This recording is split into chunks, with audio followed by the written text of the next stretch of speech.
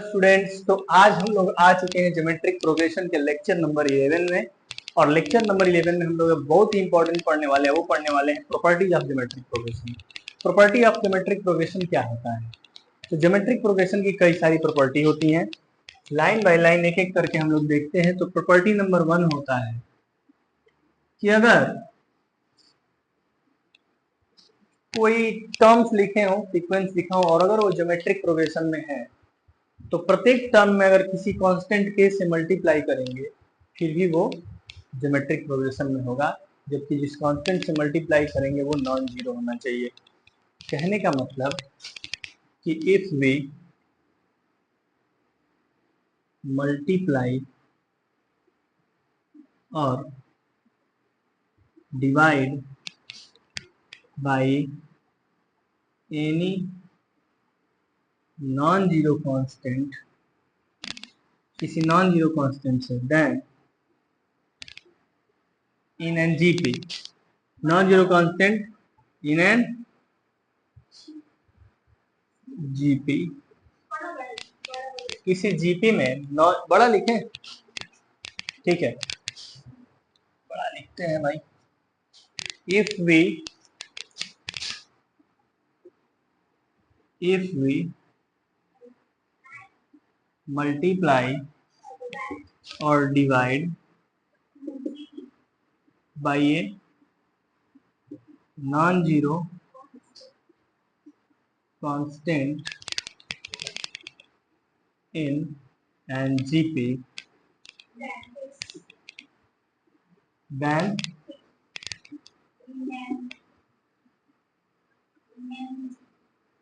it's remain in GP, remain in GP with same common ratio. और common ratio बदलता नहीं है, common ratio नहीं बदलता है मतलब कि आइए एक एग्जांपल लेते हैं इसके। अगर हमारे पास जीपी है 2, 4, 8, 16, 32, 64, ये जीपी है। प्रत्येक टर्म में अगर 5 से मल्टीप्लाई कर दिए, 10, 20, 40, 80, 160, 320, 5 से मल्टीप्लाई करी।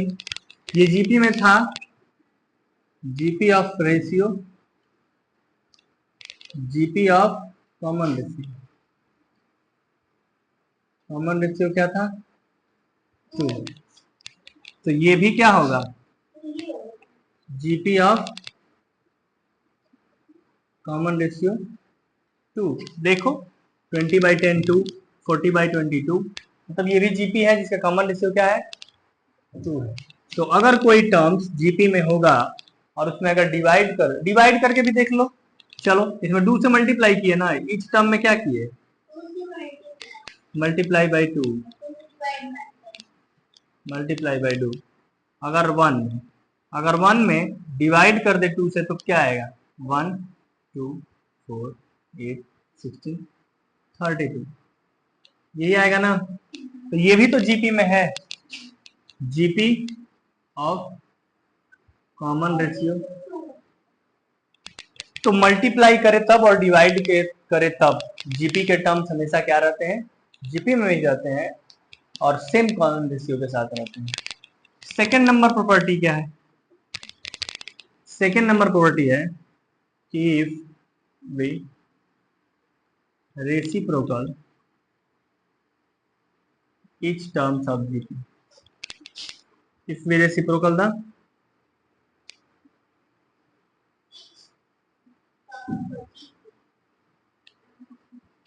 then it remain in GP but and common ratio also reciprocal हो जाता है। Common ratio is also reciprocal, मतलब कि अगर मैं सारे टर्म जीपी के सारे टर्म्स को रेसिप्रोकल कर दूं, माने अगर 2 है इस समय, इसका कॉमन रेशियो क्या है? 2 है ना, तो अगर 2 को 1/2 कर दूं, 4 को 1/4 कर दूं, 8 को 1/8 कर दूं, 16 को 1/16, 32 को 1/32, तो ये जीपी में तो रहेगा क्योंकि पहले था 2, 4, 8, 16 और 32, तो इसका कॉमन रेशियो 2 था। अब ये 1/2 हो गया, 1/4 हो गया, तो 1/4 में 1/2 से डिवाइड मारोगे तो कितना आएगा? 1/2। 1/8 में 1/4 से डिवाइड मारेंगे तो क्या आएगा? 1/2। तो जीपी ऑफ कॉमन रेशियो क्या आया? 1/2।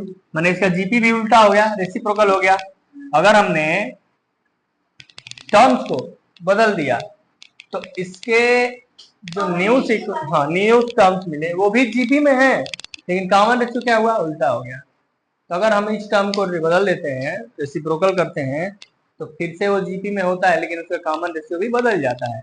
ये दो बातें याद रखिएगा, क्योंकि यहाँ से क्वेश्चन पूछ सकता है कि क्या हम जीपी के टर्म्स को उल्टा कर दें तो क्या वो जीपी में रहेगा? हाँ भाई रहेगा। और उसके कॉमन रेशियो, हाँ, बट कॉमन रेशियो क्या होगा? रेसिप्रोकल हो जाएगा। और अगर मल्टीप्लाई डिवाइड करते हैं तो भाई वो तो जीपी में होगा ही। कॉमन रेशियो अगर मल्टीप्लाई करते हैं तो भी सेम होगा और डिवाइड करते हैं तो भी सेम होगा। ठीक है, तो दो प्रॉपर्टी है, नोट करिए पहले इसको। अब तीसरे प्रॉपर्टी पे चलते हैं, और तीसरा प्रॉपर्टी क्या है? इफ each term raised to the power k, भाई सेम ही ना है, ये कह दिए तो मैंने सेम पावर के, देन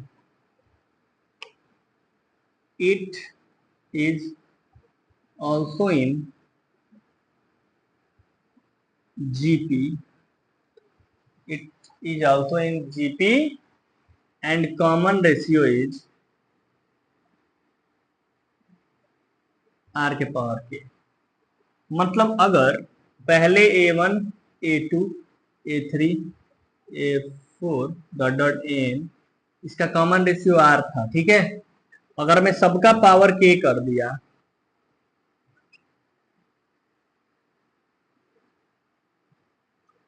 तो R कॉमन रेशियो का भी पावर क्या हो जाएगा? K।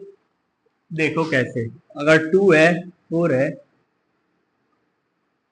8 है, 16 है, 32 है, यही ना है जीपी में, मान लो है, ये जीपी में है, तो कॉमन रेशियो क्या है? R बराबर 2। अगर सबका पावर 4 कर दूं, 2 के पावर 4, 4 के पावर 4, 8 के पावर 4, 16 के पावर 4, 32 के पावर कर दूं, तो इसका कॉमन रेशियो क्या होगा? तो 4 के पावर 4 अपन 2 to the power 4, 4 to the power 4 माने 4 into 4 into 4 into 4, 2 to the power 4 माने 2 इंटू 2 इंटू 2 इंटू 2 आएगा। 2 से 2 बार में 2 2 2 और 2, कितना आएगा? 2 टू द पावर 4 आ गया ना। तो R 2 था, अगर सबका पावर 4 किए तो R भी क्या आ गया? 2 टू द पावर 4 ही आया ना। तो समझ में आया? तो ये है थर्ड प्रॉपर्टी। फोर्थ प्रॉपर्टी क्या है? जगह नहीं है, तो थर्ड प्रॉपर्टी आप लोग नोट करेंगे, जल्दी नोट कर लीजिएगा, कर लेंगे। फिफ्थ पे चलते हैं, फोर्थ पे चलते हैं, ये तो थर्ड था ना।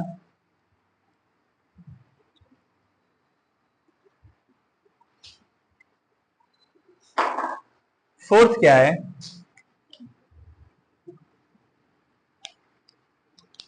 the terms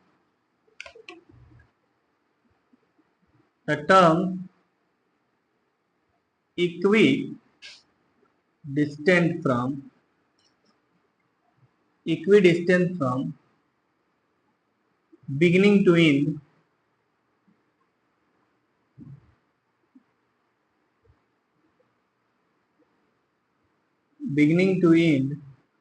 is the terms the product of terms, maybe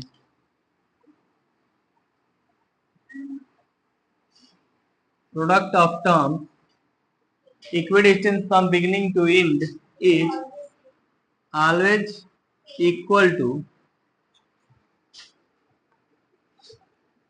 the product of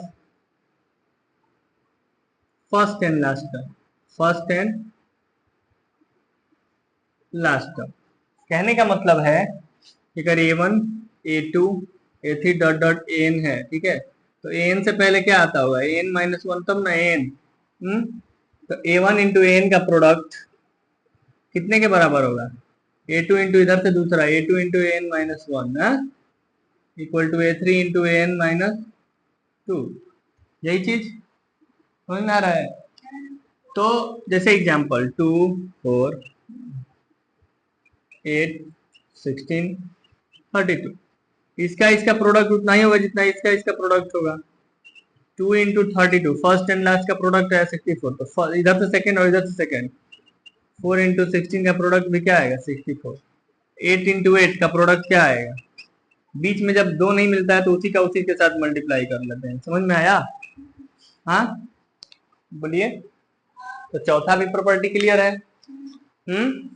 चले पांचवे पे, चले ना, नोट कर लीजिएगा इसको, पॉज करिएगा वीडियो को, नोट करिएगा।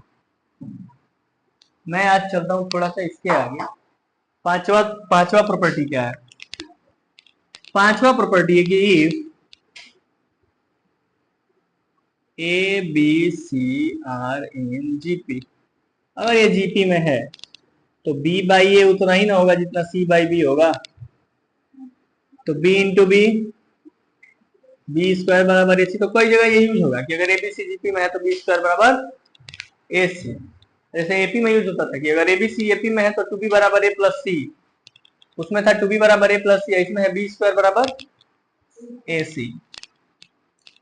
और इसका एग्जांपल भी दे दूं, अगर मान लो दो नंबर हैं 2 4, बार बार 2 4 8 ही ले रहा हूं, ये मत सोचना कि सर 2 4 8 ही ले लेता हूं। 4 8 4 12 36, ये भी तो जीपी में है। 12 बाई 4 3 या 36 बाई 12 3। तो ये एबीसी जीपी में है तब बी स्क्वायर मैंने 12 का स्क्वायर आएगा 144। अब 4 इंटू 36 भी करने पे क्या आएगा, आ रहे ना बराबर, वही बात ये कह रहा है। अब कह रहा है कि छठा नंबर, कि अगर ए बी सी जीपी में होगा तो लॉग ए लॉग बी और लॉग सी क्या होगा, एपी में होगा। देखिए जरा इसको, ये करते हैं। अगर एबीसी जीपी में है, ये दिया है तो प्रूव करिएगी, prove that log A log B log C AP में होगा। तो एक बात बताओ, अगर एबीसी एपी में होगा तो बी स्क्वायर बराबर होगा, अभी ना पूछती हो। और अगर बी स्क्वायर बराबर ए सी होगा तो लॉग ऑफ बी स्क्वायर बराबर लॉग ऑफ ए सी, दोनों तरफ लॉग ले लिया। बोलो, अब ये लॉग क्या आ गया 2 है तो 2 लॉग भी आ गया यहाँ। ये लॉग ए सी को लिख सकते हो log A plus log C, log M N equal to log M plus log N होता है प्रॉपर्टी। अब ये बताओ, इसको समझो पूरा बी, इसको समझो ए, इसको समझो सी। तो 2b बराबर ए प्लस सी कब होता है, जब ये एपी में हो। तो इसका मतलब लॉग ए लॉग बी और लॉग सी किसमें है, एपी में है।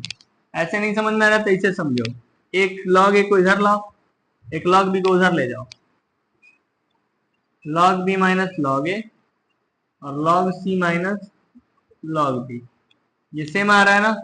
जब log B minus log A equal to log C minus log B, तो log A log B log B किसमें होना चाहिए, देखो दूसरे में से पहला घटाओ उतना ही चाहिए जितना तीसरे में से दूसरे घटाओ। तो ये भी एक तरीका है, ये भी एक तरीका है ना। तो hence log A log B log सी क्या होगा, एपी में होगा। प्रूव हुआ, नोट करेंगे, नोट कर लीजिए जल्दी से।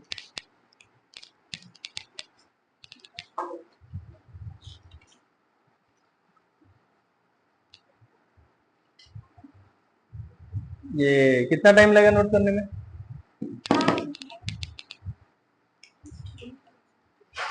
तो जल्दी से नोट करो। हमसे कह रहा है, क्वेश्चन है, अभी हम लोग प्रॉपर्टी पढ़े हैं, जितनी सारी प्रॉपर्टी पढ़े हैं सबका यूज करेंगे। कह रहा है P Q R in AP, तो पी क्यू आर को कह रहा है एपी में। अगर पी क्यू आर एपी में होता है तो 2q बराबर पी प्लस आर, जानते हो ये पक्का है। और so that p qth and r term of any GP are in GP, पीवा टर्म, जीपी का पीवा टर्म क्या होगा, ए पी पीवा term r to the power एनवा टर्म होता है r to the power n minus one, तो पीवा टर्म है r to the power p minus one. क्यूवा टर्म क्या होगा,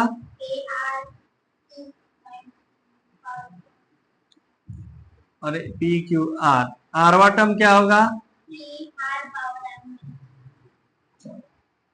ये आर है, ये वाला आर और ये वाले आर में अंतर है, ये वाला आर क्या है, कॉमन रेशियो एन आरवा टर्म वाला, तो इस आर को चेंज कर लेते हैं, कॉमन रेशियो कैपिटल आर से कर देते हैं, ठीक है। अब सही है ना। अब कह रहा है कि ये भी एपी जीपी में हो, ये भी आपस में क्या हो, जीपी में हो। तो अगर ये जीपी में होंगे तो इनका क्या होगा, अगर ये एबीसी जीपी में होता है तो बी स्क्वायर बराबर ए सी, तो अगर AP A Q A R GP में हो तो ए क्यू स्क्वायर बराबर क्या आना चाहिए, एपी इंटू ए आर। तो ए क्यू स्क्वायर करो, ए क्यू स्क्वायर माने ए इंटू, करने पे क्या आएगा, a square are to the power 2q minus 2। अब a square are to the power 2q की जगह क्या लिख सकते हैं, माइनस 2। इसको ऐसे भी तो लिख सकते हैं, A R to the power p minus 1 into A R to the power R minus 1।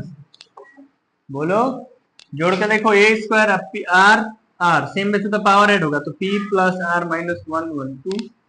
हाँ, तो ये क्या हो गया, a p into A r आ गया। तो ए क्यू स्क्वायर करने पे क्या आ गया, hence it is hence AP AQ and AR are in GP। समझ में आया, चलिए नोट करिए। एबीसीडी जीपी में है, एक बात बताना चाह रहा तो मुझे ये शो करना है, ठीक है, एनसीईआरटी का क्वेश्चन है, तो इसके एलएचएस पे आते हैं। और एलएचएस से पहले एक बात बताओ, गिवन है कि A B C D GP में है, तो ए इक्वल टू क्या होगा, ए ही होगा, लेकिन बी इक्वल टू क्या होगा, ए आर होगा, सी इक्वल टू क्या होगा, ए आर स्क्वायर, और D equal to A are cube. यही ना होता है, first term A, second term A R, third term A are square है। तो एबीसीडी है तो हमने ऐसा कर लिया। अब ए बी करते हैं, एलएचएस आर एलएचएस को पहले करते हैं। ए बी माने a into A r, B C माने a r into A R square, C D माने a are square into A R cube, ठीक है। आ जाओ, ए स्क्वायर आर आ जाएगा, ये ए स्क्वायर आर क्यूब आ जाएगा, और ये a square are to the power 5 आ जाएगा। सब में ए स्क्वायर कॉमन और आर भी कॉमन, तो यहाँ क्या बचेगा, 1 प्लस आर स्क्वायर आर के पावर 4, यही बचेगा ना। चलो, हमारे एलएचएस में ये आया, आरएचएस में चलते हैं। आरएचएस में ए स्क्वायर माने ए स्क्वायर, बी स्क्वायर का मतलब ए स्क्वायर आर स्क्वायर, और सी स्क्वायर का मतलब ए स्क्वायर और आर टू द पावर सी क्या है, ए आर स्क्वायर है तो आर टू द पावर 4 हो जाएगा। इंटू यहाँ बी स्क्वायर में चलो, तो बी है a r, a square are square, c है ए आर स्क्वायर माने a square are to the power 4, और डी है ए आर क्यूब माने a square are to the power 6। यहाँ से ए स्क्वायर कॉमन मिलेगा तो यहाँ क्या बचेगा, 1 plus are square are to the power 4, और यहाँ से A square are square common मिलेगा तो यहाँ बचेगा 1 R square are to the power 4। अब बताओ, A square are square, A के पावर 4 आर स्क्वायर, यही आ रहा है, तो a to the power 4 r square, और यहाँ आएगा 1 प्लस, देखो दोनों में सेम है ना, ये 1 plus are square are to the power 4 का स्क्वायर आया। इसका मतलब इसका स्क्वायर करने पे यार आया कि नहीं, देखो इसका स्क्वायर करके, इसका स्क्वायर करिए, एलएचएस का स्क्वायर करिए, तो स्क्वायर करने पे क्या हो जाएगा, ये R square, 1 plus are square are to the power 4 का स्क्वायर, यही ना एलएचएस है। तो एलएचएस बराबर आरएचएस आ गया, एलएचएस बराबर आरएचएस, हेंस प्रूव्ड। समझ में आया, क्लियर है, नोट करिए।